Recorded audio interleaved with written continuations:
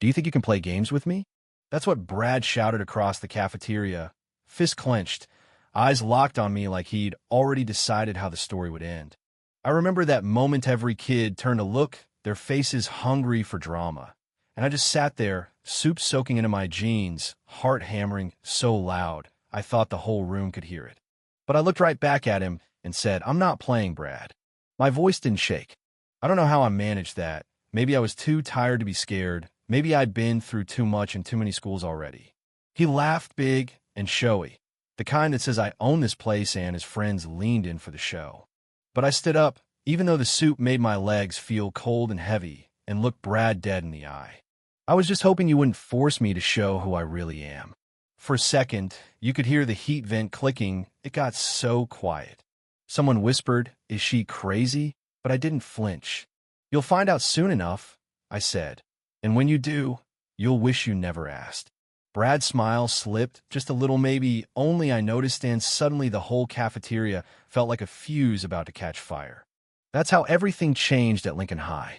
I walked out of there with soup running down my leg, eyes following me all the way. Nobody offered help, not a word, not even a pity napkin.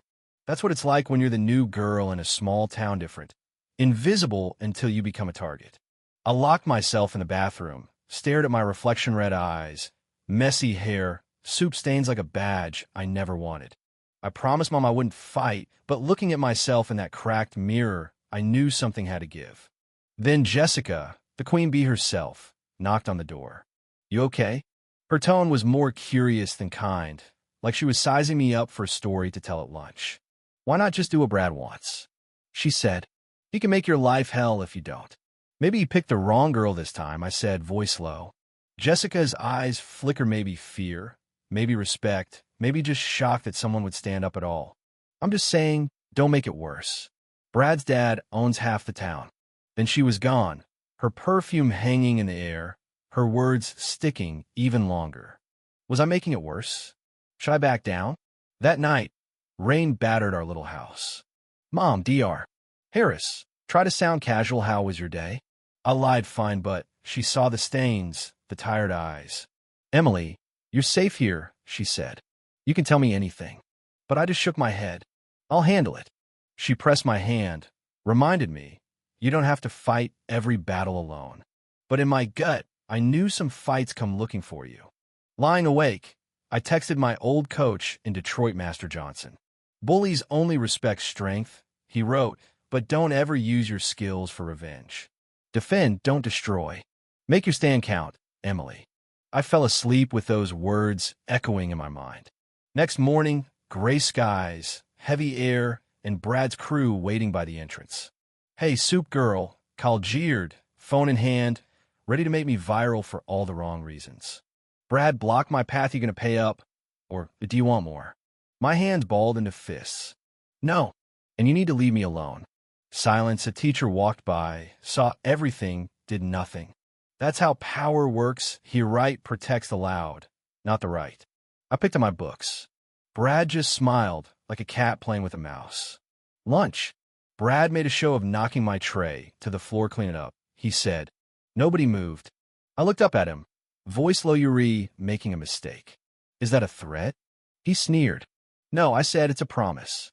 And for the first time, he looked nervous, his eyes darting. Hope flickered.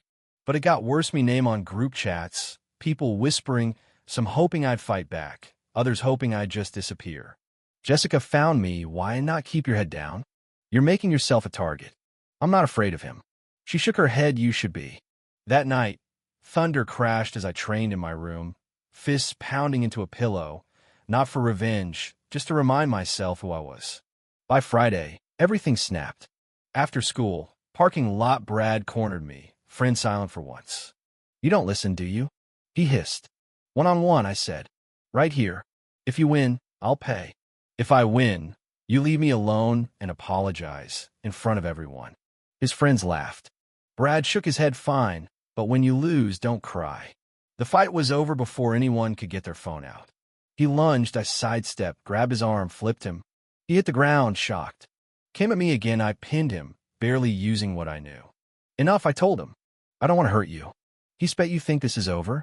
I said, "Cold as steel. If you touch me or anyone else, you'll regret it." Brad limped away, shame burning on his face. His crew didn't say a word. Next morning, school buzzing. Brad lost to the new girl. Some kids cheered, others glared, but they all looked at me differently. Brad kept his distance. But the real surprise was Jessica, her voice shaking. She told me some boys from West Side were harassing girls after school. "We're scared. Will you help?" I nodded. That afternoon, at the bus stop, 5 boys swaggered over. "What's a little girl gonna do?" Their leader, Travis, taunted. "Leave them alone." Last warning. Laughter. Then one grabbed my arm. Next second, he was on the ground. Travis lunged. I dropped him fast. The rest ran. Jessica and her friends stared like I'd grown wings. "Just did what had to be done," I shrugged. Word spread. Girls, even some boys, started asking if I'd teach them. So I did. Every day after school, a little crew gathered in the gym, learning not just how to defend themselves, but how to walk taller. It's not about fighting, I told them. It's about never feeling powerless again. One day, Brad showed up, hung back, then joined in. He never mentioned the fight, but something in him was different.